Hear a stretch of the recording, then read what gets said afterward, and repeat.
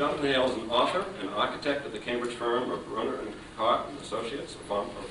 He is a trained architect from, has degrees from Harvard College and the Boston Architectural Center. He specializes as an architect. His work has ranged from adaptive reuse of such buildings as schools, meeting halls, and commercial buildings to the design of custom single-family homes and additions, as well as multi-family housing, office, and industrial development. I'd like to introduce Jonathan Hale.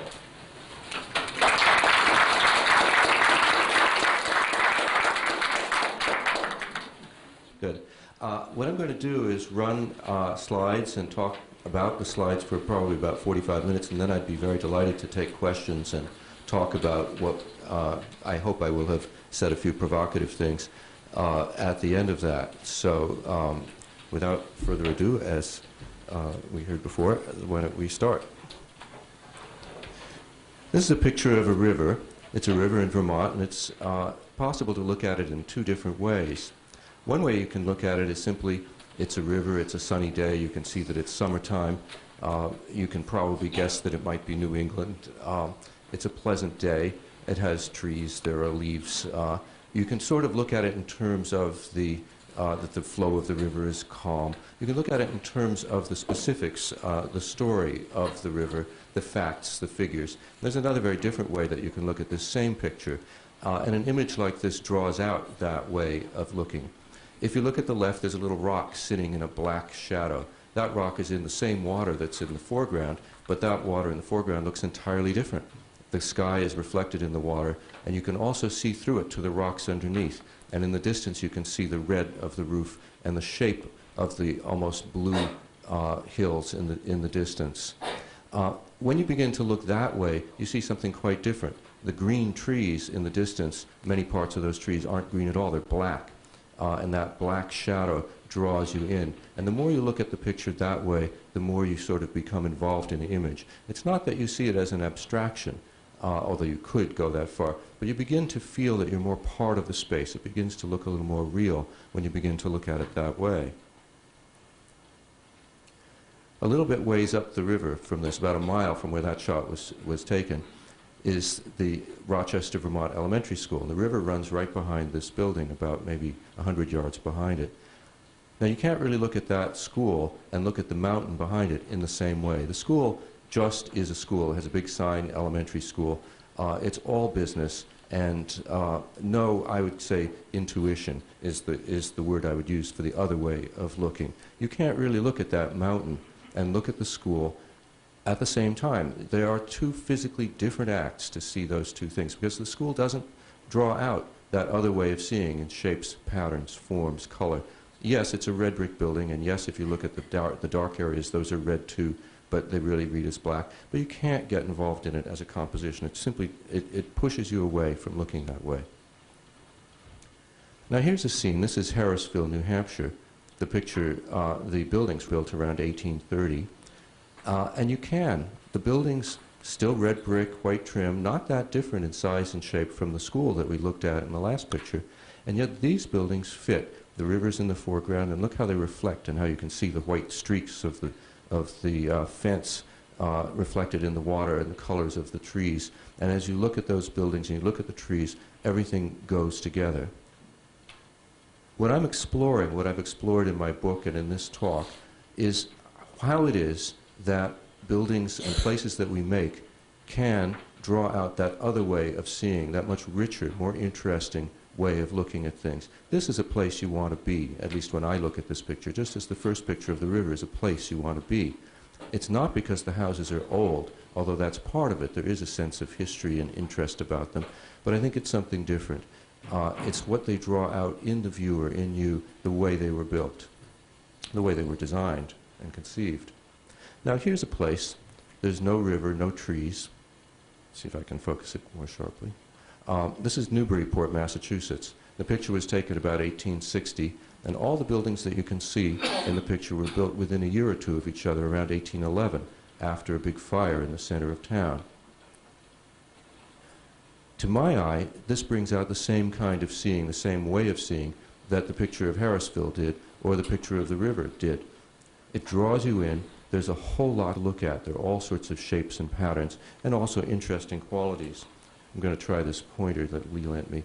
For example, look how the arch goes through the door. There are things that are wrong, things that there's a missing window up here. There are different kinds of windows also, the 2/2s and 6/6s, and just the interesting march down of the steps of the firewalls that they carefully built between the buildings on some of them, but not on all of them. Some of the buildings are red brick, probably not painted. Some of them are painted.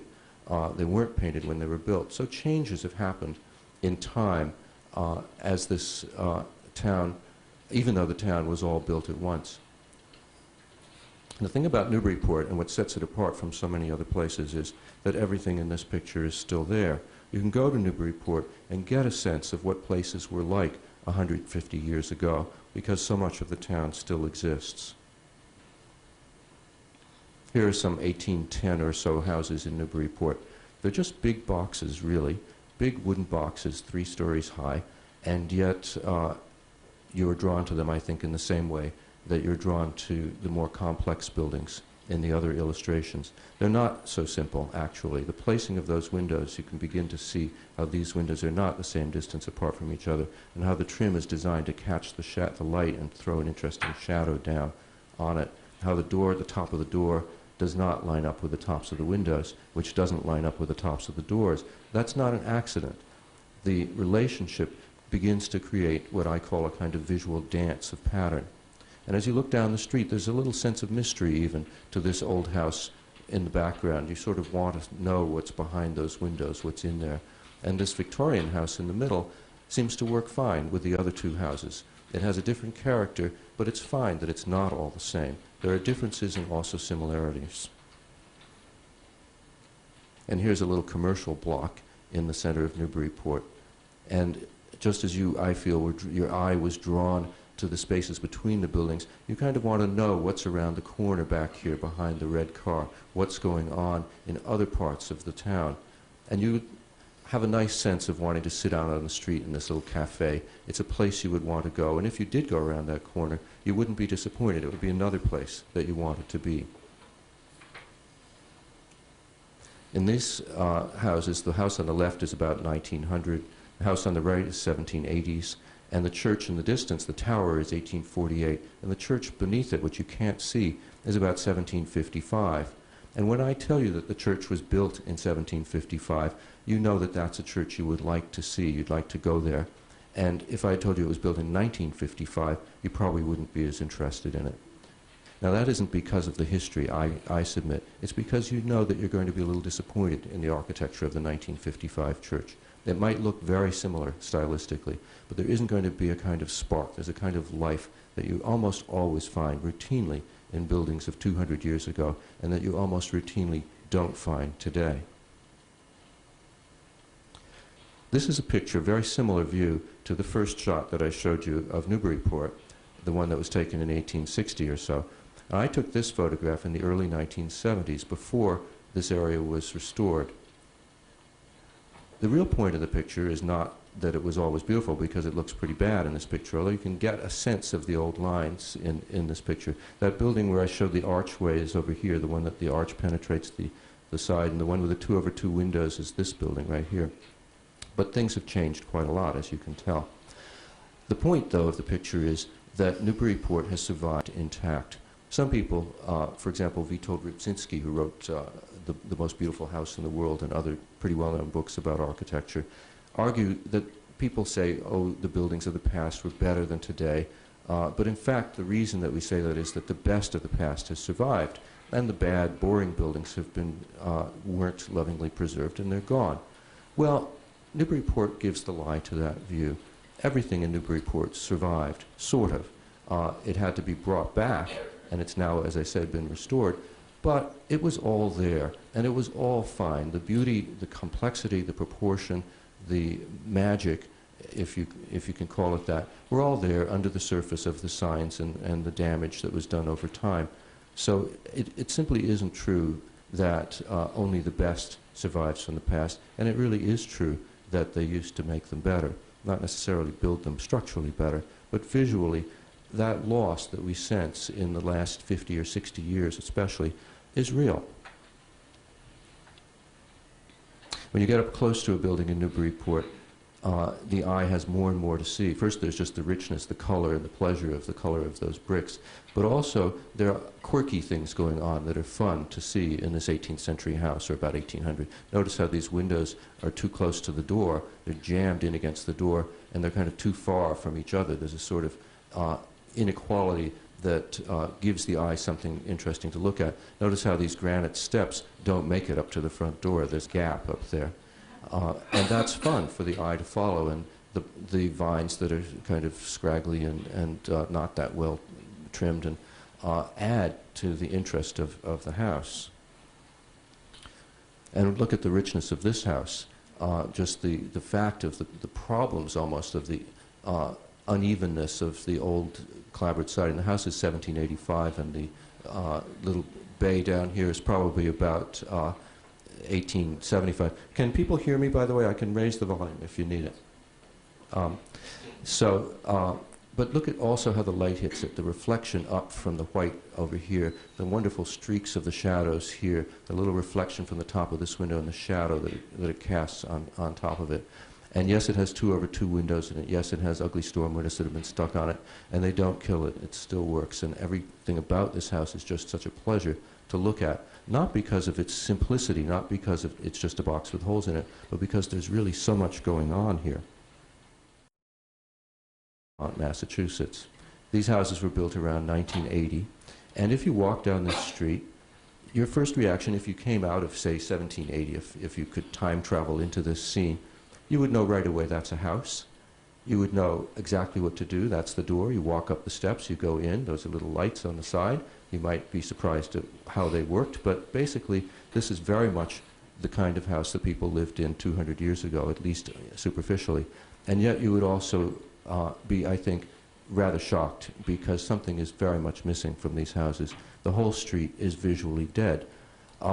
It could be argued that 200 years from now these will have mellowed and become more interesting, and maybe they will. They've had 20 years to mellow, and I don't see any signs of it. When you come closer in, remember that house with the sun streaking on it. Now, in all fairness, the sun isn't streaking on this, but if you had beautiful sunlight hitting it, I submit that it would even bring out the problems even more. The aluminum siding that has no character, the tacked-on shutters. Yeah, sometimes it's fine to put on a fake shutter, but there's a feeling about the shutters on this house that they're there as emblems. They're not there as part of a visual pattern. They're not there as a composition. There's no music in this design. And remember the steps that didn't go all the way up to the front of the other house and how that flaw, the mismatch in materials, gave pleasure. Well, look at these steps. These are parged in concrete. These are brick. It looks like a mistake. It doesn't look like a quirk or an interesting little play of pattern, or the way this fence isn't the same as this fence. It's just slightly annoying. Why couldn't they get it right? Whereas in Newburyport, when they don't get it right, it's amusing and a pleasure. Here's a house from Belmont that was built probably around 1925, 1930, something like that. Even as far back as that, it's lost. I'm having a little trouble getting this sharp here. I think that's better. It's lost. The whole style of the time has lost that spark. It's okay, but it doesn't have any strong personality. Behind this door, the owner of the house is peeking out at me and kind of scowling. You can't see the face. But while I took this shot and a couple of others, 2 people called the police. And I think it's pretty clear that they knew that proves that they knew there's something wrong with their houses.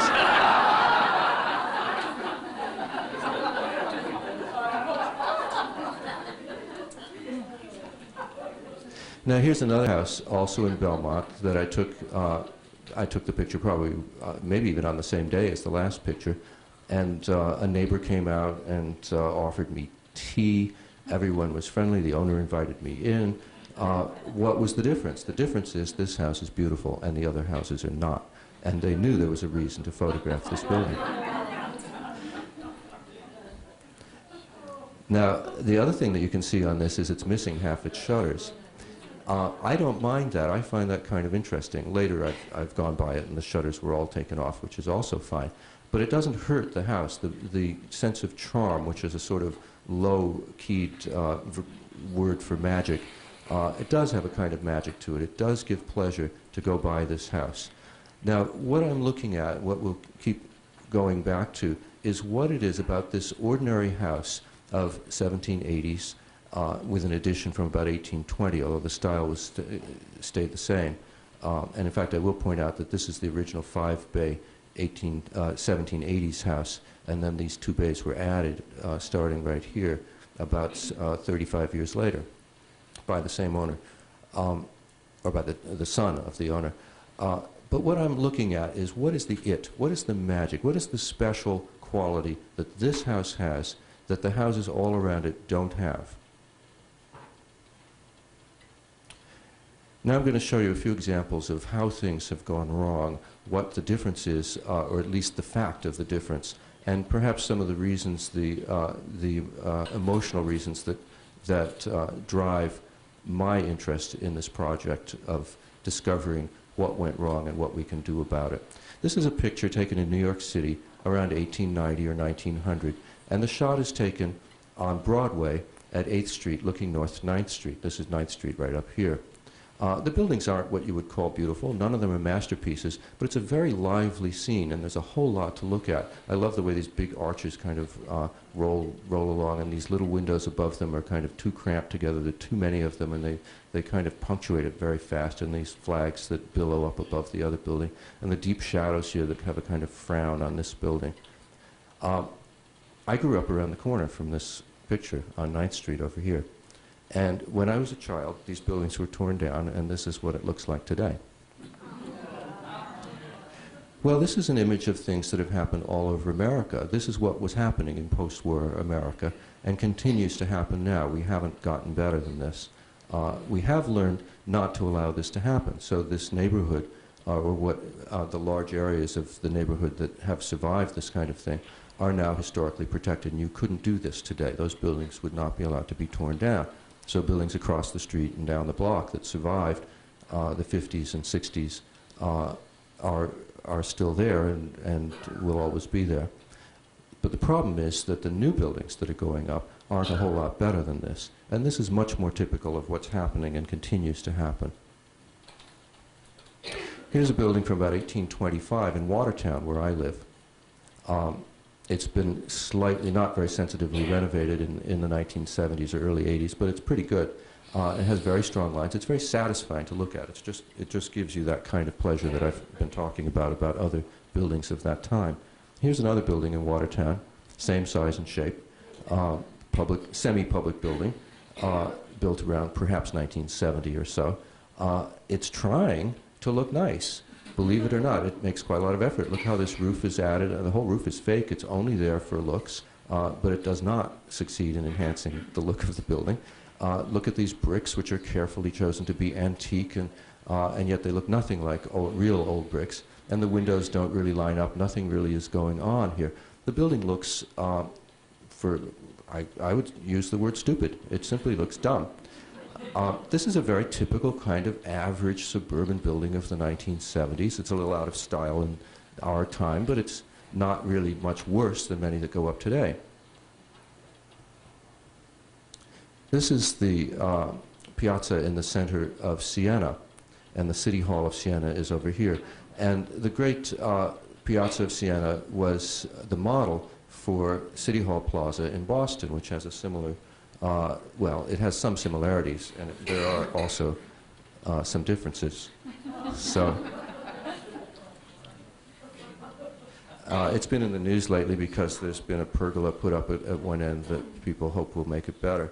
But the question is, why were some of the best architects? The plaza, all of this area was designed by I.M. Pei's office. This was designed by the office of Walter Gropius, the Architects Collaborative. This was designed by Kalman and McKinnell, who are very talented architects. This is actually, I would rush to the defense of this building. It has its good qualities, but the rest of it's terrible, and we're stuck with it. Not only is it bad, but for reasons I don't understand, the city seems to be about to march into doing the same thing where the central artery is coming down. They keep talking about how great it is to have open space. Open space is not per se great in a city. This is open space. You have to know what you're going to do with it, and people don't. It's hard in our time, much harder than it used to be, to make open spaces that work or closed spaces that work. It has been argued, and Bob Campbell in the Globe the other day said, well, it took 600 years for the great plazas of Europe to develop. Maybe he even mentioned Siena, certainly Venice, I think. But the fact is they varied over 600 years, but when they were built right at the beginning, they looked a lot better than this. Here's a little building in Aurora, New York. It's a little bank building from about 1860, 1859, late 1850s. And I stayed in a building next door to it, an old, charming 1830s hotel to the left, with my wife for a few days. And at the end of our visit, my wife said she wanted to mail some postcards, and she just said she'd go to the post office on the other side of the hotel. And I told her that there was no post office on the other side of the hotel. And she said, yes, there is. And she was right. This is the post office. It's the same size, shape, and very similar function to the little bank, and it was invisible to me until she called my attention. It's the sort of building you would never photograph, because why photograph it? I only photographed it because I was going to be doing a book about this problem. But this is a kind of building that's endemic now, and why do we need to put up with something this bad? It cannot be said that this building is going to look good 140 years from now the way the other one did. This is not going to gain. There's nothing there. There is no pattern. There's nothing to look at. I also do not accept the argument that is sometimes made that we should accept the ugly and ordinary, as the well-known architect Robert Venturi has argued. I don't think we should accept the ugly and ordinary. We automatically screen it out, as I did. I simply didn't see the building. But there's no reason to accept it. There's no reason that it should be considered to be acceptable to put up a building this ugly. When buildings do come alive, something else is going on, quite different from what was going on in the bad building that I just showed you. And I do use the term good and bad. I think there is such a thing as good and bad. There's good and bad food. There's good and bad architecture. There is such a thing as bad in aesthetics. And that one is bad. Here's one that's really good. This is on Beacon Hill. And the things that are going on here, there's some really nice plays of pattern, light, and shade. For example, notice how this molding indents over here and the shadows hit it this way and comes in here. This molding on the other side pops out and the light hits it the other way. So you get this play of the white with the shadow going one way, with the dark brown with the shadow going the other way. You get a curve down here on the granite at the bottom, if you can see that far down. There's a nice curve next to the steps here, and this is squared off. And notice how the shadow of the window box picks up the curve of the bay of the front. And there's a certain greenish tint to some of the glass. All kinds of interesting things going on, how the whole curve of the bay and the curve of the half column also play against each other. There's a whole lot going on this building. And of course, when you get a whole cluster of hundreds of buildings, clusters of hundreds of buildings, as you do on Beacon Hill, it can be quite marvelous just to walk up the street. Here's another Beacon Hill building, about 1830. And again, a wonderful play of shapes and patterns. Up here, you notice how the shadow of the roof line is coming down. And you see just a slight line of the shadow and the way the sky is reflected in this window. This window, on the other hand, is a little bit further back, and it's a complete black shadow. You don't see it at all. And notice how this band continues all the way around the building. Here's another band, and it breaks at the top of each window. So there's a lot going on, a lot of variety going on. And when you look between the buildings, also, this is also on Beacon Hill, there's more and more to be seen. And you can see that everyone, and there are probably dozens of different designers and builders who were involved in creating what you see in this picture, every one of them contributed something. It brought out the best in each person. This building was designed by Bulfinch, but whoever put the stones in here was not Bulfinch, and yet these stones are wonderful to look at. I suspect actually they may not be antique even. They may just be a recent addition that's in the spirit of the rest. And notice how this stone, how it has these wonderful black streaks on it. They didn't clean it away. They left the character, even though it's been perfectly maintained, as you can see by the nice fresh paint on this shiny cast iron. And the sheen of that paint and the thickness of even the paint and the thickness of the cast iron is fun to look at. And as you look further back, the shadows of the trees draw the eye in to the garden in behind, and you can see that there's more and more of that implied by windows going off in each direction on either side. it's a place you want to be. And it's a place that was created by many different people working with the same kind of vision.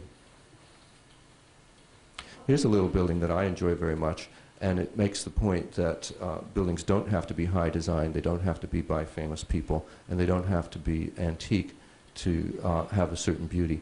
It's a little diner in Watertown. It recently was put on the National Register, by the way. It was built in 1947.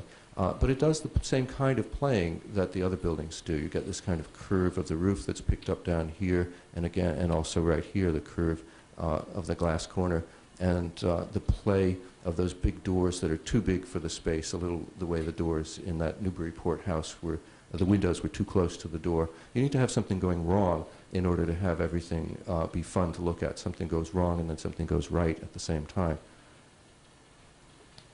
And here's a particularly charming little barn up in Ellsworth, New Hampshire. No, Maine, I think it's Maine. Suddenly I can't remember if it's Maine or New Hampshire, and it doesn't really matter.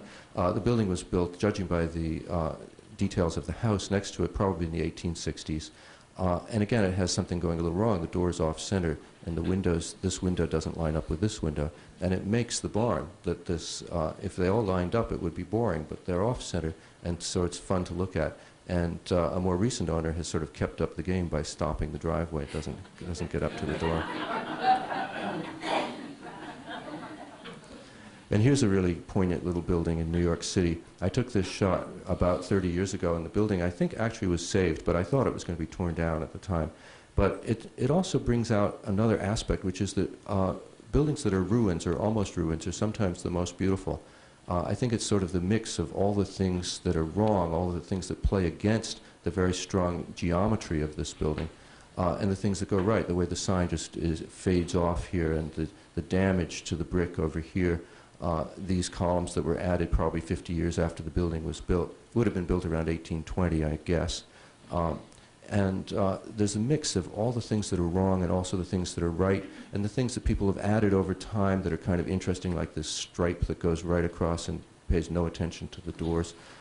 And yet it kind of works to do something like that. And the way this is blackened with age, and you can just barely read the letters, so that the letters, instead of just having information, sort of begin to have a texture and interest of their own. Here's a scene of what certainly most people, or many people, would call the most beautiful city in the world, and yet there's very little in this picture that one would call pretty. It's Venice, of course, and the buildings probably date from, let's say, between an earliest of 1450 to maybe 1750 at the latest. And everything I see, as soon as I see it, I want to be there. And there's all kinds of stuff going on, like the yellow ochre of this. If you begin to look at this picture the way we looked at the first picture of the river and the trees, and look at the shapes and the patterns, you see even more, and it draws you in more as a place. I like the way this crack goes down here, and it hits this sort of interesting area of kind of decay over here. You don't read it so much as decay as just interesting blotches and shapes, and then you're led down to this curious arch, and you feel the sense of mystery of what's going on behind in there. And notice the shadow on the water down here, and how the water is, there's a little boat down here, I don't know if you can see it. The water doesn't continue between the buildings in the distance. This is an alleyway. And in fact, behind here, you can walk past this building and around behind it. There are layers and layers of things that people have done. This interesting plaque up here that somebody put there hundreds of years ago, and the nice little pot of yellow flowers that somebody has stuck on a balcony. You can see off to the right the light is intriguingly coming from behind these buildings, and you know that there's more and more of this kind of scene and sequence to see, all sorts of things. The closer you look, the more and the more there is to see in this scene. And here's perhaps, I just showed the most beautiful city in all its, shall we say, ugliness and certainly disarray. And here's perhaps the most beautiful building, one of the two or three, at least in my taste, Chartres Cathedral. And, but it's also a mess in its architecturally. It's, look at the towers that don't match, and they were built 300 years apart. The styles are almost the same, but you're at the very end of the Gothic on the left and at the beginning of the Gothic on the right. All sorts of things don't match. Even the old parts, the base part doesn't match over here to the base of this tower, and the way the rose window is not quite on center in the middle. But it doesn't matter that they don't match. What does match, what is consistent, is the vision of the people who built it and the architectural principles that they used, the principles of shape, pattern, and proportion. Although the building was built over 300 years, most of Chartres actually was built over about 25 years. So in fact, on the inside, it's a highly ordered and quite consistent composition compared to many churches of its time. But, as I say, the main thing I wanted to bring out about this is the inconsistencies and the overall consistency of vision mixed with the inconsistency, and that's what makes the building so wonderfully dramatic. There is something else to be said about this also, two other things. One is that it's a church, and in church architecture and in public architecture, people get a chance to go all out and to really design and to really make music of the building. The kind of building you build does have an effect. The other thing is that it's 30 stories high, and that you can't really sense from the slide, but if many people here have probably seen it. You certainly know what it would look like to see a 30-story building next to you, but the bigness of it does affect how it affects us when we're there. Underlying the patterns of that building, and underlying the patterns, I would argue, of all of the buildings that I've shown that are architecturally pleasing, is a set of geometric lines. A term that's commonly used for those is regulating lines. This is a cross-section of St. George's Chapel in Windsor. It was built in the 1480s. What you can see is a series of intersecting circles that determine the key points of the building. If you take the diagonal of this circle and go across to the top, you're at the center of the main circle, and you come back down over here, and you're at the bottom of the buttress that's holding the building up. Engineering did not determine the thickness of the buttress. Geometry did. This was unwise from a structural point of view, but it shows the tremendous consistency of the architectural vision that underlies this church. Also, these are not really circles, but spheres. So the building is in 3-dimension, and the geometry of the building is a 3-dimensional pattern created by a series of interlocking spheres. Very, very subtle, very sophisticated, very complex. And also at that time, it would have had a deliberate meaning. The proportions, the shapes, the patterns were meant to have symbolic meaning in the ratios. It was also consciously designed to have a musical meaning. The harmonies of the built-in stone were meant to be similar to the harmonies of the music that was sung and played in the same building. These are the regulating lines of Milan Cathedral. The last drawing I showed was made in the 19th century by students or academics. This is the regulating lines drawn by one of the last architects of Milan Cathedral around 1500. And you can see some of the density of pattern. You can never show all of the regulating lines that occur. The density, the closer you get, the more and more pattern there is. But one of the interesting problems that architects run into is that if you get too rigid, if you just get stuck in the patterns, the lines, the dimensions, you can lose the spark of creativity. You need to have things go wrong, as I've been saying, in order to have other things that go right. You need to have a mix of a very strong pattern, and at the same time you need to play against that pattern. The greatest architects, such as the architects of the great cathedrals, were able to do that. They were working with very dense ratios, often which were assigned to them or which they had inherited from previous architects on the job. And at the same time, they had to make a place that not only came alive, but came alive more than any other building, that would be vividly and marvelously magical. This is the top of Milan Cathedral, and you can get a sense of that magic, and that the architect did manage to achieve that at the same time that he was working with this very rigid pattern of geometry. These geometric patterns are to be found throughout nature. This is a maple leaf that I just picked off a tree, drew the lines on, and what you get is a pentagram, which is a famous set of geometric ratios, which was at one time considered to have Kabbalistic meanings. And here are the geometric lines of a human face. The human body and the human face are filled with geometric patterns, and I believe that they are the starting point for the patterns that are built into many buildings. I mean, we use the word facade. We see buildings we tend to personify buildings, and we do that in the way we design them also. Here's another picture. This is when we're through the regulating lines on a face. Frank Lloyd Wright said that a building should be like a tree, not look like a tree, and I would say a building should be like a face and not look like a face.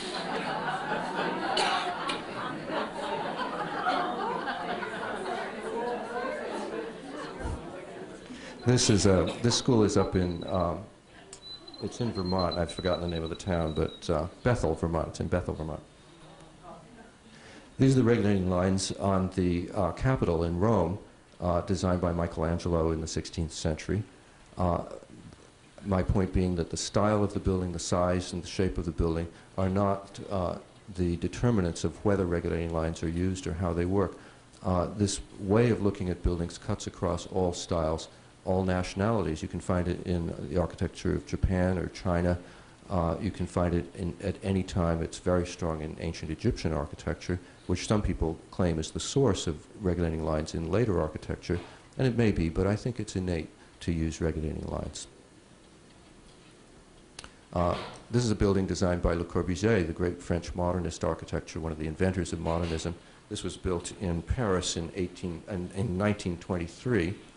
Let's see if I can sharpen it slightly. It's such a marvelously elegant building, designed to look machine-made. Everything in it is carefully handcrafted to design to look as if it was machine-made.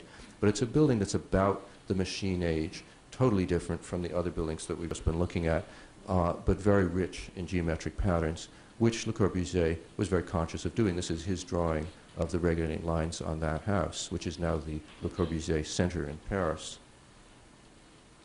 This is a Frank Lloyd Wright house, the Roby House, that was completed in 1909. And it's enormously three-dimensional. His whole career was very involved with bringing out space in buildings. You can see in the plan there are no walls. Everything is open. The space just flows around. And yet the building is governed by a very rich pattern of regulating lines that connect the key parts. And which Wright also said, this is not an unconscious description, although he was much less direct about it than Le Corbusier. Architects often in the past have concealed what they were doing. It was part of the tricks of their trade, kind of, was the patterns underlying their buildings. And this is a window of the Roby House showing the regulating lines that Wright just designed into the leaded glass of the windows. And these are the regulating lines of the house in Belmont, which is called the Jonathan Stone House. The house that in the previous shot that I showed had half the shutters missing. If you take one of these lines and take a corner up here and follow this line down, you see that the line hits the corner of this window. You follow it down, it hits the top corner of this window. You follow it further down and you're at the middle of the front door. You follow it back up and it's doing the same sort of thing. All across this house, you find these lines. This one pops up and hits the cornice over here. These lines have a geometry about the square root of 2, which is an old Roman geometry. The house would have been taken from a pattern book and would have at some point been based on classical precedents. But the designers of the house played with it in their own way, and there are quite large differences, variations between the windows, which is part of what makes the house interesting. There's also a second pattern going on this house, which is a kind of sunburst of regulating lines that lead to the center of the fan light over the door. So you take this corner of this window and go through the center over here, and it pops out and hits the corner of this window over here, and then pops down and hits the corner of the house.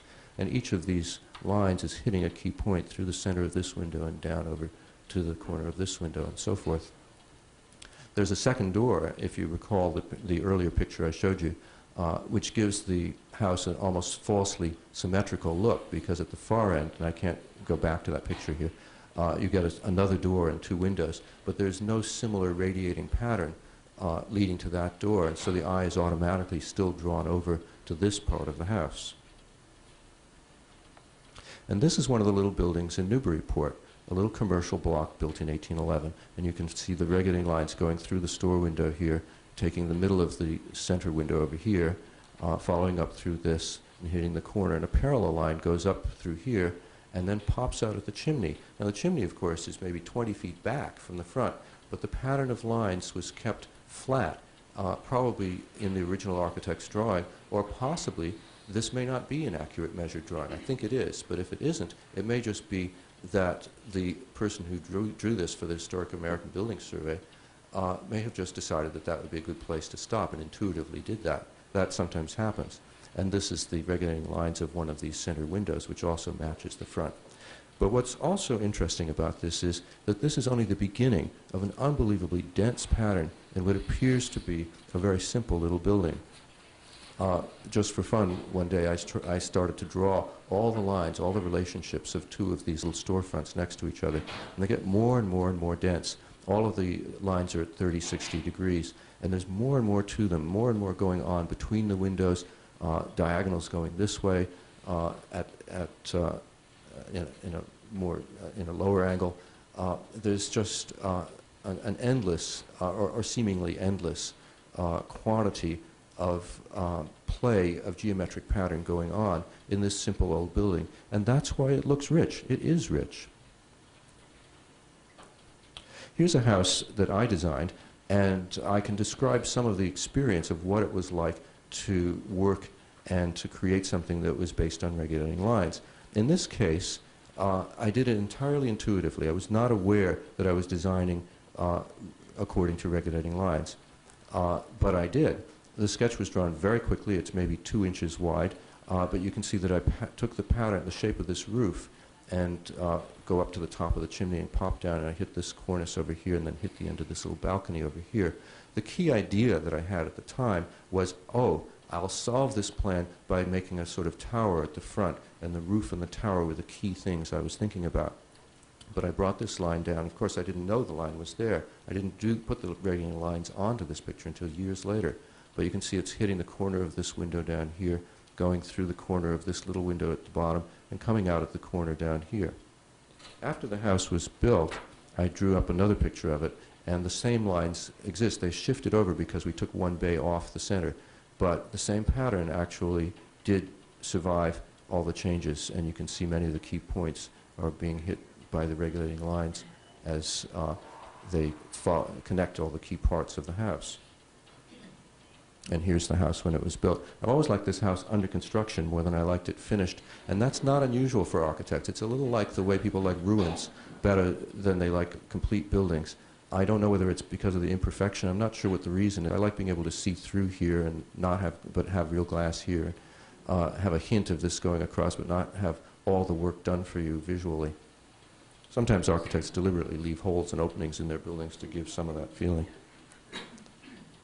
Here's another experience of my own showing how I combined my own regulating lines in the picture with the regulating lines of the architect of this building. This is from about 1820 in Vermont, Chelsea, Vermont, probably taken from a pattern book. Very subtle, complex, sophisticated design of regulating lines where these circles intersect each other, much as they do in St. George's Church, hitting the fan up here, hitting this fan over the door, and then with diagonals going between them. But look what happens in the picture. I've taken the diagonal up to that top of that chimney and popped it down to the hubcap of the van on the right, and taken the other one and gone up to here. Now, that was totally unconscious. I was standing in the middle of a fairly busy road looking to, making sure I wasn't going to get hit by something, and then had 10 seconds and just pushed the button when the picture looked right.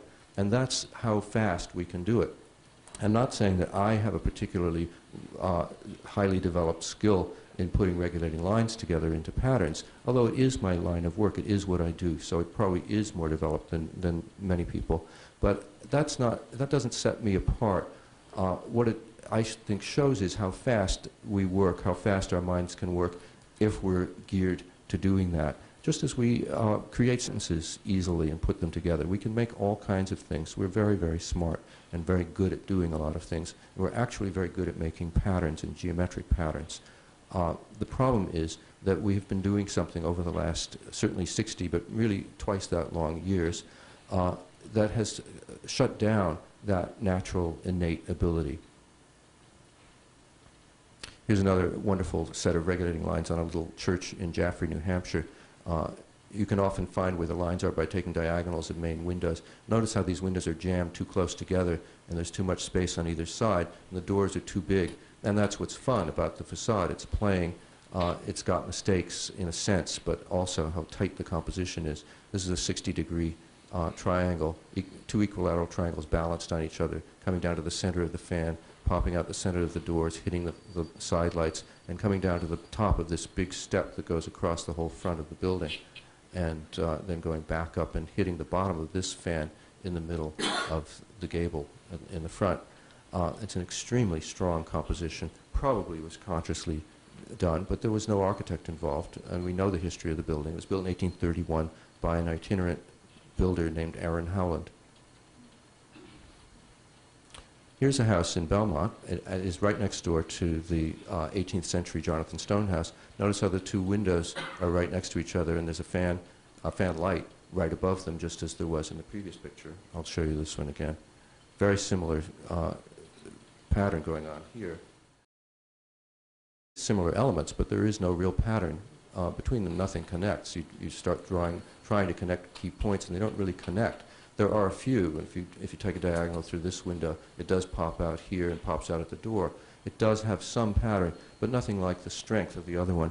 And the result is a building that looks respectable, ordinary, but doesn't give any pleasure in itself. It doesn't have any charm. There's no magic to it. Here's another Belmont house, also neo-colonial, from about 70 years ago. And the lines are not arbitrarily drawn. What I did was take diagonals of windows, and where does that pop out? This one actually does sort of pop out at the door.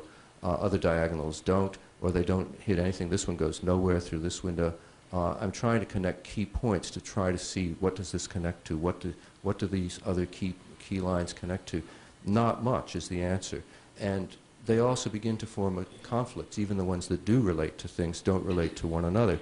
And what you end up with is a kind of visual noise, a kind of white noise, a hum or a buzz, but not any kind of actual sound or mental music to this house. And you get a whole street full of these, and you have a place that falls flat, that just doesn't come alive.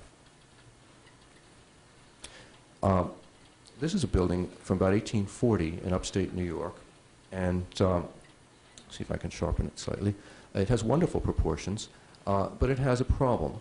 And the problem is that the porch and the symbolism, the Greek temple stuck on the front of this little house, has taken over from the rest of the design. And it's a dangerous step to take, because when you begin to put symbol ahead of pattern, you begin to shut down that ability to make pattern unless you're very careful. The Gothic masters could do it. Their symbolic churches could combine the symbol and the pattern and stay alive.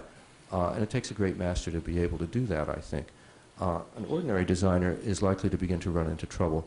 And a culture as a whole that begins to put symbol ahead of form and shape begins to stop looking at that white rock sitting in the black shadow and just sees, oh, that's a piece of granite and the water is smooth today, begins to turn off a natural ability to make places that come alive. This one does, but as I say, it's got some weaknesses, and it's begun to sacrifice everything to the symbol of the great big Greek temple stuck on. Notice how the column is in front of the front door, and how these windows are squashed down. I mean, they didn't have electric light, and they made the windows minute in order to fit in with the pattern, and especially with the big porch. What happens when you turn to symbol and get rid of pattern is this.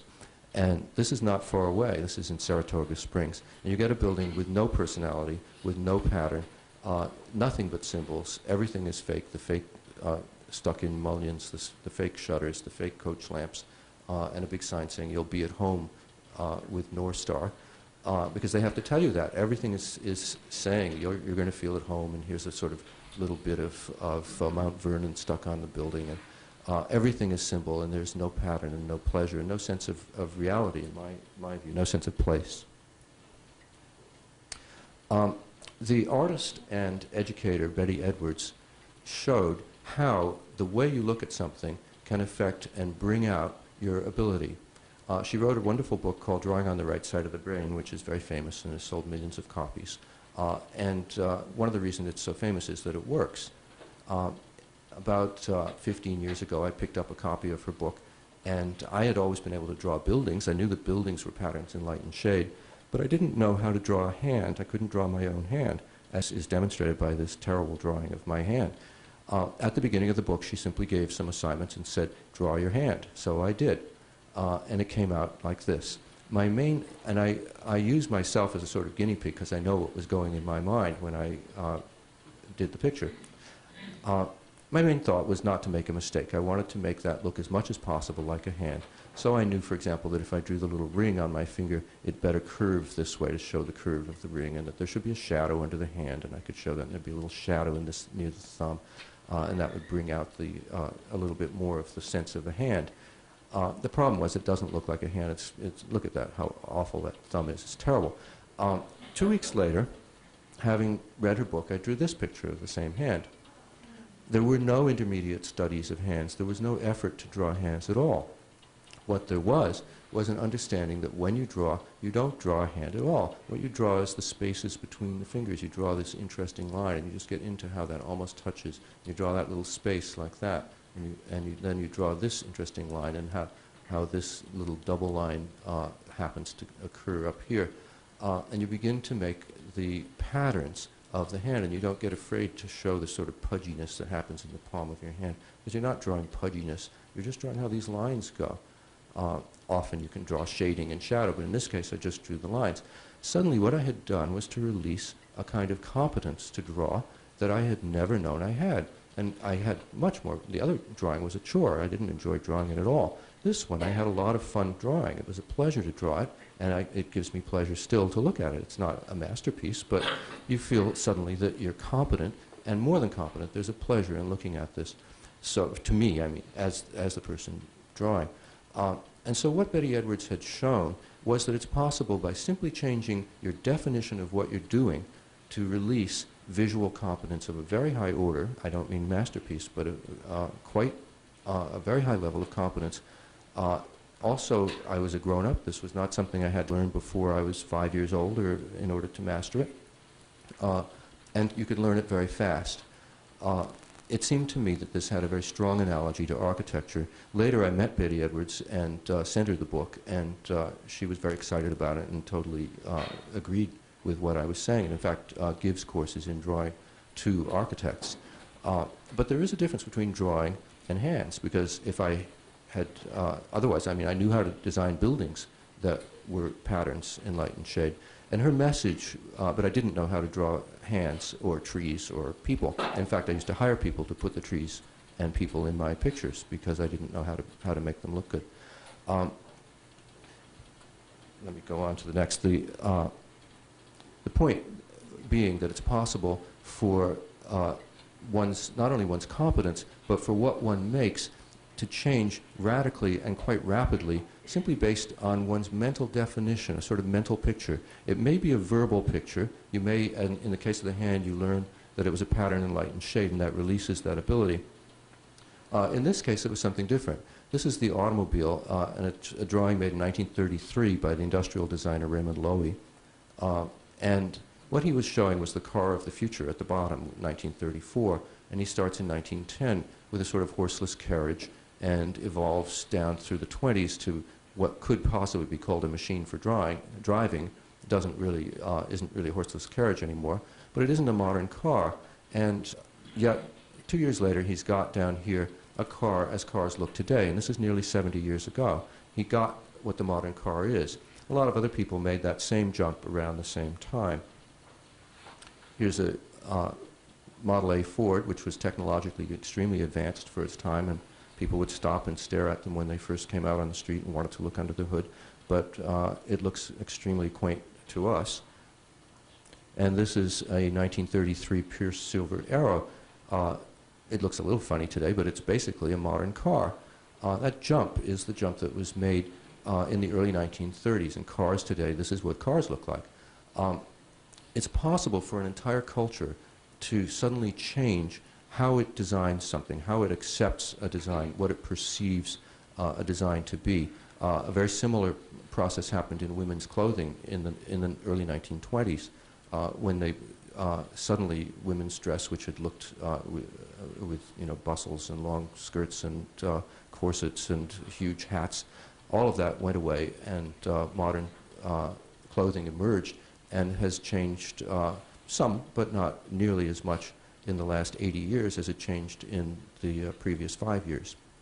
So it's possible for something like that to change. And my point, of course, is that it's possible for architecture to change also. And it's also possible for things to go backwards. It's possible to lose an ability as well as it's possible to gain. Modernism has been blamed for a lot of our problems, and I think it does certainly share some of that fault. But as I've pointed out, I think the trend toward the problem that we have now goes much further back. This is a Le Corbusier picture from 1923, the city of the future, the radiant city, he called it. And these are 40 or 50-story skyscrapers. This is the center of Paris, which he wanted to demolish and build this way. But in fact, you can see it's a familiar scene. This is a scene that can be found in many cities, and there are places in Paris that do look like this now. And in New York, this is Co-op City in New York. These buildings are very similar in size and scale to Le Corbusier's buildings. He, in the book that that picture is an illustration from, he said the famous line, "The house is a machine for living in." And these buildings are. That's what they are. They're machines for living in, and nothing else. Le Corbusier said something else, though, which was architecture, the elements of architecture are light and shade, walls and space. He said that in the same book, and he never forgot that those two went together. What he was trying to do, and what modernism tried to do, and I think in many ways failed at, but sometimes succeed, was to create an architecture of modern times, of the machine architecture.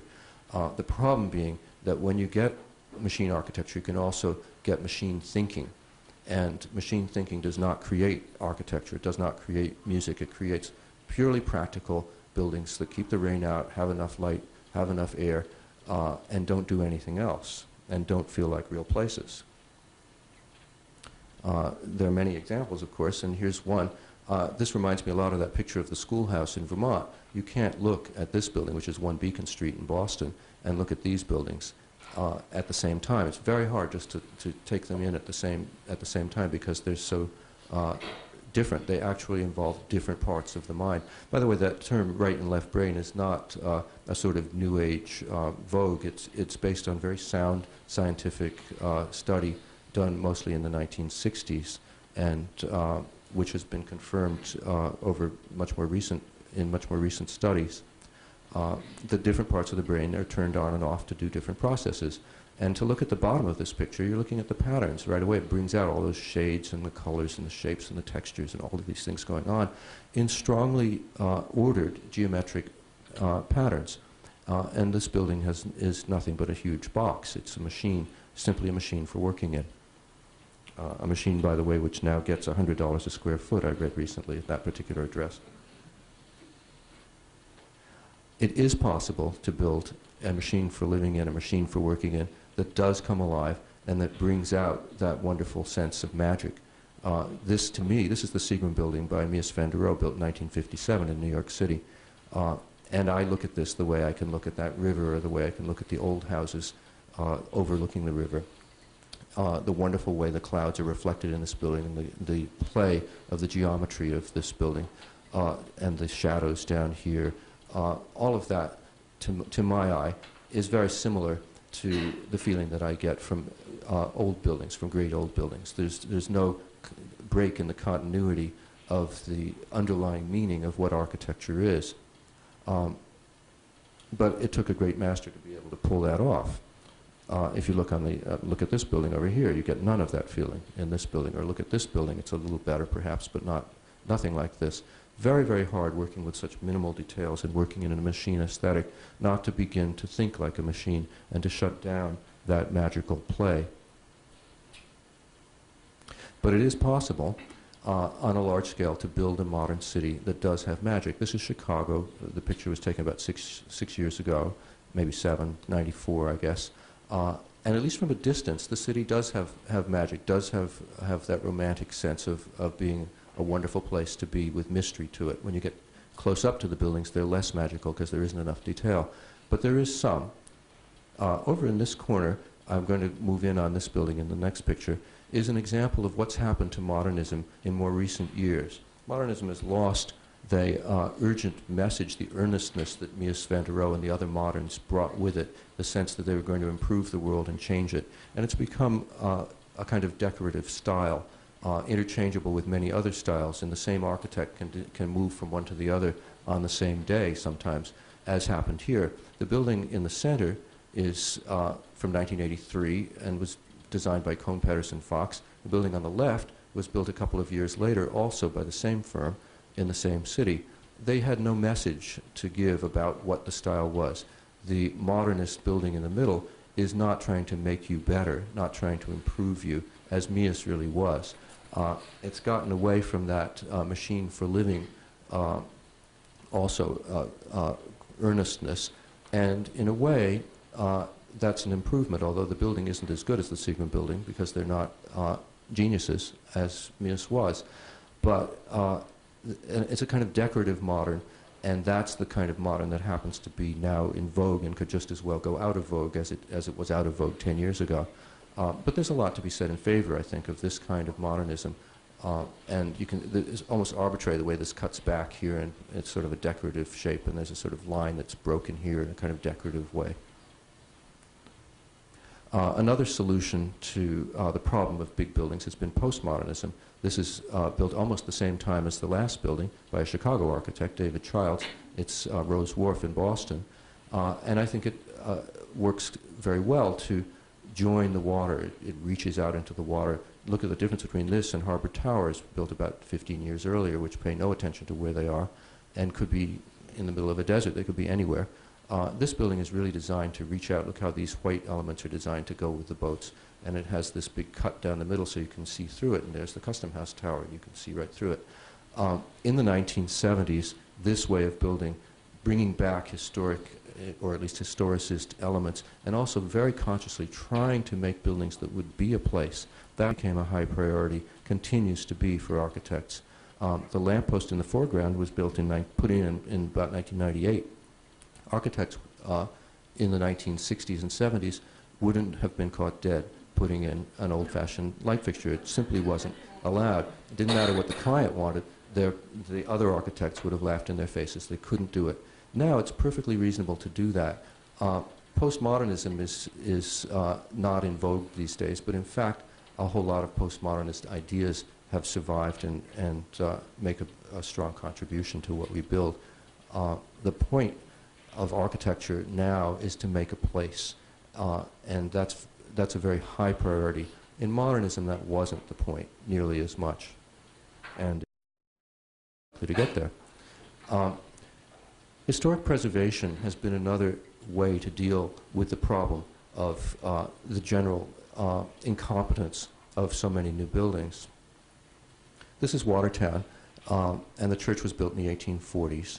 And it's a building that was demolished about 30 years ago, 25 years ago, and it should not have been demolished. Here's the same scene today. This is a little drive-in teller.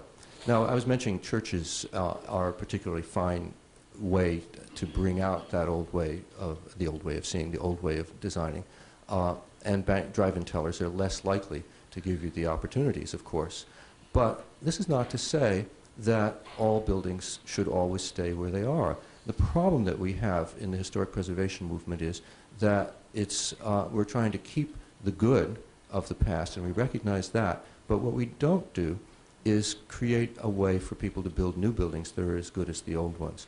We're usually right when we say that the beautiful old building that's going to be torn down shouldn't be torn down. We're right to regulate that. We're right to regulate Greenwich Village in New York so that what happened to my neighborhood doesn't happen again. On the other hand, that doesn't produce good new buildings, and that's a conundrum that we still have with us. One positive side effect of historic preservation has been to emphasize and to show that things could be better. They used to be better. They're not just better because they're old. There were entire communities, entire neighborhoods get designated now that were better than what's built now. We know that what's going to be built now isn't going to be as good, but that doesn't mean that it can't be. What I say is that it indicates a crisis of design and a loss of ability that I believe is reversible. which is not to say we don't have a big problem. This is a suburb outside Philadelphia, Moorestown, New Jersey. The automobile takes a lot of the blame also for what has happened in our time. We have to deal with that. Automobiles are not going away, and so we have to find ways to deal with people who need a three-car garage or think they do, or people who can't get to their house any other. There's not even a sidewalk, as you see, and that's common enough in suburbs. It's, I'm sure, common in many parts of Sudbury. And yet it means I walked to this from an old neighborhood of the same town, which did have sidewalks. So something needs to be, you need to make a conscious effort, a conscious gesture, perhaps even conscious rules, to prevent this from happening to towns.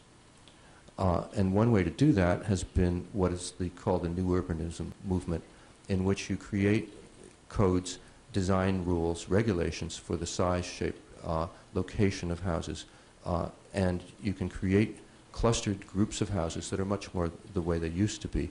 This is Kentlands, Maryland, which was, the plan was made by Andres Duany and Elizabeth Plater-Zyberk, who were the leaders of that movement. But there's a problem, I think, in this also. In a way, it's better than the others, but the last picture, but also in a way, it looks like a stage set to me. These buildings don't come alive to me. There are too many rules, too many things have been done just right. The nice cedar shakes of the roof. Yes, those are required, and they've done them. They've done them over here too, and the roof slope is the same, and they've got a little piece of glass here, and you're not allowed to make everything the same. You don't want them exactly the same, so you can't.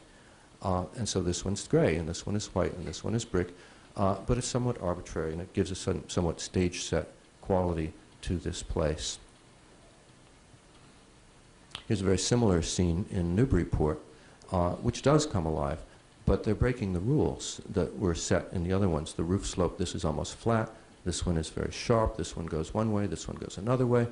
This is a two-story house next to another two-story house, which is a totally different scale, size, and style. And also, I seem to like buildings with one shutter missing. But it's nice to have a few things go wrong. It's nice to have things that aren't quite right. To have a car that can park in front of the house sometimes. To have this, used to be a tree here probably, and it's not very nicely landscaped. This is not necessarily my ideal neighborhood. You might want your houses further apart. But it's a place that comes alive. It's a place that I want to be. And the last picture was not. I don't think time is going to heal that problem. The other thing that's going on here is that these houses also have the proportions. I think maybe I can, no, I don't think I'll dare to try with the pointer to show some of the regulating lines on these houses. But take from me, they're there. The principles that underlie this house over here are the same as the geometric principles that underlie this house. The builders of these houses were taught geometry as a routine in carpentry school through the 19th century, certainly into the middle of the 19th century. This is late 19th century, so I'm not so sure about this builder, but this one does have regulating lines. And that is no longer the case. And you leave out the geometry and you begin to turn the mind away from the kind of play of pattern that is what makes a place feel real and come alive. Some people say that this kind of space is kind of what we need in the modern age. It's a car-oriented culture. You might be able to see a reflection of a car. Anyway, I'm looking, there's a huge parking lot behind me when I took this shot. And some people say, well, our high-speed, car-oriented culture has dimmed our perceptions and we can't perceive the beauty of the older places. And I think that's totally untrue. People find this kind of place scary and dull, and they don't like it, and they wouldn't ever, no one is ever going to 100 years from now picket to keep this building from being torn down. I also think, this is back to Belmont, the kind of bleak ordinariness. I very much disagree that democracy, and I think architecture is very closely linked to how we see ourselves as a democracy, means sinking to the lowest common denominator. That the sort of general incompetence that we see in the way buildings are built, and it's real. I don't deny that at all. I think the buildings, the odds are that the beautiful old building that is torn down will be replaced by one that is less beautiful, especially generic buildings of this sort. But I don't say that this is the way it has to be. Frank Lloyd Wright talked about the meaning of democracy and relating it to architecture. He made a deliberate effort to follow the philosophy of Emerson. His buildings are Emersonian architecture in a quite conscious and deliberate way. This is Wright's Unity Temple in Oak Park near Chicago, built in 1904. And what he's doing in this building is, first of all, getting rid of a lot of the old ornamental patterns, which is something you may or may not want to do. That isn't what makes it democratic. But what he's also doing is focusing on the space, a kind of emptiness, the shell. What happens inside this building is the most important part of the building. It's a kind of Zen concept, and he was very conscious of that and said so.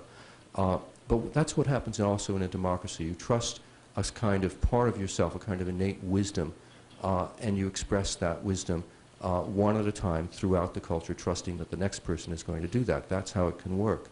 And in architecture, you can do the same kind of thing. There is an innate wisdom. It isn't essentially democratic. Good design, many of the examples that I've shown from the past were built in very undemocratic places. One of the most beautiful cities in America is Charleston, South Carolina, which was built by slaves. The cathedrals were not built in a democratic culture either. But there is an aspect of the universal competence and the trust in competence of other designers that does relate strongly to democracy, and which Wright was, as I say, very consciously trying to bring out. He was not, although he was a prima donna, he didn't say that he was the only person who could do it. Far from it. He said that the architecture of the past was a place and a time where it was routine for buildings to be beautiful, and that in the 20th century, people had come to a time when that was no longer the case.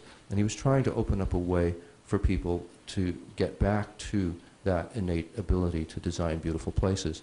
He failed at that. He built beautiful places only himself and taught a few people, a few hundred people, but was not able to really influence the rest of the world. This is an image from a building built in 1785 in Amesbury, Massachusetts. It's called Rocky Head Meeting House.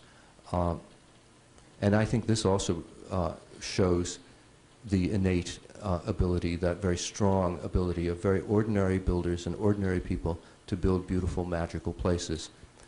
It happens to be a building that's entirely unchanged since it was built. It was painted white at some point on the outside, and other than that, everything that you see there is original. There's no electric light, no heat. You just go in and there's the building, just as it always was, and the old pews and the old finishes, and the old, I think even that marbleized paint is original. But in any case, you go in there and you're back in 1785, much as it was. And we know who designed this building. It was designed by a couple of people who knew how to build bridges, and they were designed because they could span the large spaces. They were hired because they could knew how to span the large spaces of this building. But look how much else they knew, how magically this building works, how there's a little more space from here to here than there is from here to here, and how this window is wonderfully lower off the middle, and how the shadows are wonderfully cast by the little piece of trim across the tops of the windows.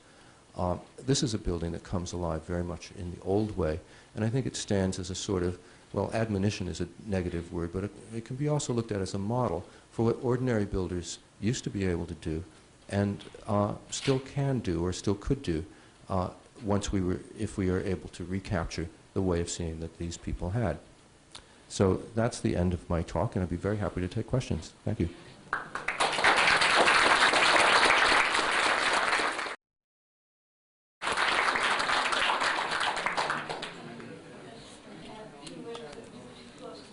Yes.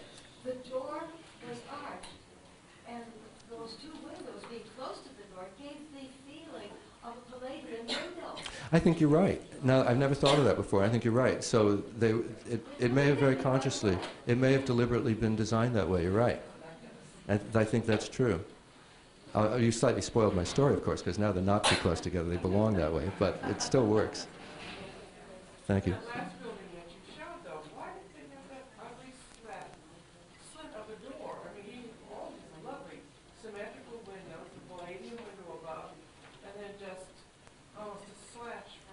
I'm not sure which image you're talking about. Rocky Hill. Rocky Hill. It wasn't a door. Oh, you mean down here? I see what you're saying. The light's on, but it's hard to see. This isn't a door, that's a fence post. It's a fence post in the foreground.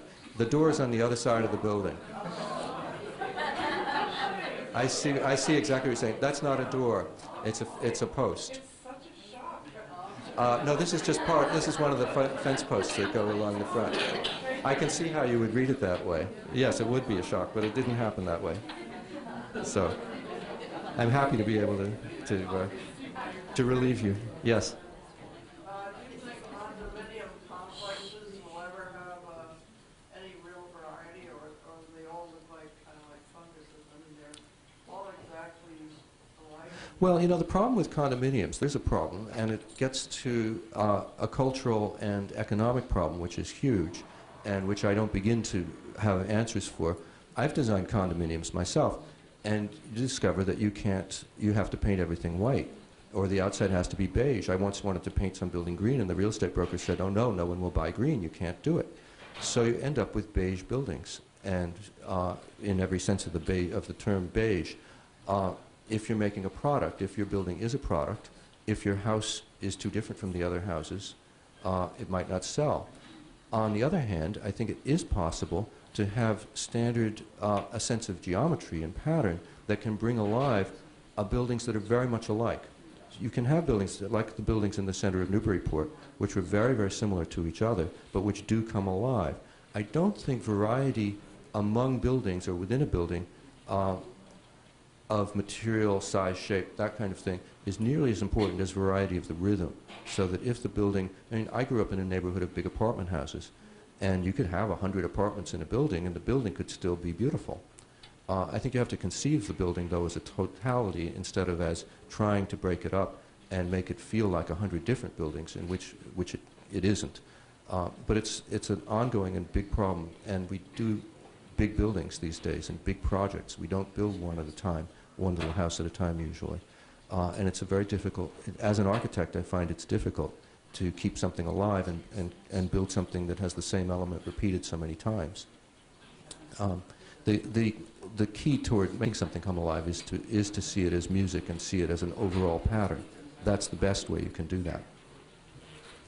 But it's not a cure. It's not a definite cure. I just see this in the future. I see private dwellings disappearing and everybody living in these condominiums just sort of spread over the landscape. Well, one thing about spreading over the landscape, though, is that the higher density will actually preserve more of the landscape. So that if you build at a high density, you're going to have the standard sort of 2-acre suburban zone has the downside that you end up with an endless strip of 1 or 2 acre houses where you're never in the country and never in the city, and you don't have the opportunity to shape a kind of visual community the way you can if you cluster buildings together. At least you can save more of the landscape. So it isn't going to cover the whole landscape if you cluster, but it may seem that way within a fairly small area. Right after World War II, was it called Levittown? Yes, right. I never saw it, but I mean, weren't they all exactly the same size? Yes, they were, and interestingly, a lot of those have expanded and changed over the years, and people have gone back to look at the Levittowns now, and they do look a lot better than they did in the early 50s, but it's still not a good model. It's not the way that you're going to make neighborhoods that come alive. Yes? Do you know of any way that developers can be pressured into designing better-looking buildings? I think that that's it's a very good question. And I think that pressure, it's an interesting word, and it's a very important question. How do you make people design well? Design has to be, if you're going to feel pleasure in looking at something, the person who made the place had to feel pleasure doing it. So pressure, you can't really pressure someone to, say, compose a beautiful tune. And making a house or a building that it gives pleasure is like a tune. You have to enjoy the process of making it. On the other hand, I think what you can do is teach design. Builders aren't taught design. Even architects are not taught proportions. The kind of proportions that I've just been showing you, you know more about them now than many architects who've been to architecture school. Many people do not learn the information that I just showed you. It can be found. I learned it in architecture school, but I looked for it. I went out and found it myself because it interested me. It's not fundamental to architectural education. Geometry is not, as far as I know, even taught to contractors or builders. I have spoken at Wentworth Institute, for example, to people who are going to go out and build houses, and I was really well received, but as far as I know, it's still not part of the curriculum. It's not routine. I think you need to have clients who are taught this. That means we need to teach it in high school. It doesn't mean you have to take a 2-year course in it, but there's no reason that architecture shouldn't be taught and isn't taught in school. Yeah, you might get a day of it in your arts survey course. You might get a little of architecture and learn who Frank Lloyd Wright was, but you're not going to learn about proportions routinely. And if you don't teach it, then people aren't going to know it. And so I think it goes more to teaching than to regulating it. But you can have some regulations, and there are areas, communities, that do give out books and at least guidelines, historic guidelines, for example, which do show proportions and do talk about the harmonious proportions. You have to be a little careful that a little knowledge can be a dangerous thing. You have to know that a design is a play of pattern. It isn't just an appropriate and correct pattern. You have to play, or there won't be anything to enjoy. It has to be fun. So it's a tricky question, because you want to prevent, you can't, let's put it this way, another way, you can't prevent bad design. You can prevent the destruction of old good design, but you cannot regulate or legislate design to come alive, because the person has to feel alive in the process of making the building, which means that you have to trust people to do a level of work that you know perfectly well from looking around they can't do. So it's a double bind. But it is possible, I think, to create a shift in people's perception of what design is, and an understanding that there is music to design, for example, that there is something that's like music in design, and that's not well understood in our time. Yes? I'm sorry. I think the biggest catastrophe that ever happened was Shoppers World, before and after. I can't get over that. I cannot go there. I remember what it was. The dome, you mean the old, the dome, right. The courtyard for Right. people to congregate. Right. No, I agree. I think it's very strange when I've gone there. I've only been there a couple of times since the new one was put up. And I remember the old one when I was a little kid. And I remember when that was built in 1952. And my grandparents lived in Framingham Center, not far away. But I agree. It's very strange. It's all car-oriented. You have to get in your car to go from one store to the next, even. It's a particularly strange kind of shopping. Place for cars. It really is. Yeah, it is. How do you create places that you get to by car and that are not car-oriented? That's something you can regulate. That you can do a lot of regulating to make better places than that one, I think. And the new urbanism has a lot of contributions to make in that direction. And many other countries do better at it than we do, I think, also. You never once said it, but when you're talking about patterns in the design, are you talking about the golden mean? I didn't get into that because I'm very much talking about that, among other patterns. It's a particularly wonderful pattern, also called the golden section and the divine rectangle and other things. Yes, I think that's a wonderful topic. I actually cut it out of this show because I didn't want to run too long, and you could go for an hour easily just talking about that. I do talk about it a lot in the book, and it's the golden mean is a famous and beautiful geometric harmony in which also relates to what's called the Fibonacci series, which is an additive series of 1, 2, 3, 5, 8, 13, 21. And each number adds to the next. And what happens is you get patterns because the proportion is always the same. You can build things in which everything relates to everything else.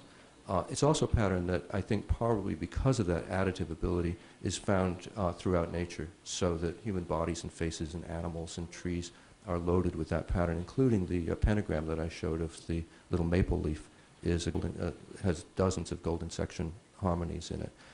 It's a fascinating topic, which as I say, I decided not to get into because I'm afraid I wouldn't get out of it once I did.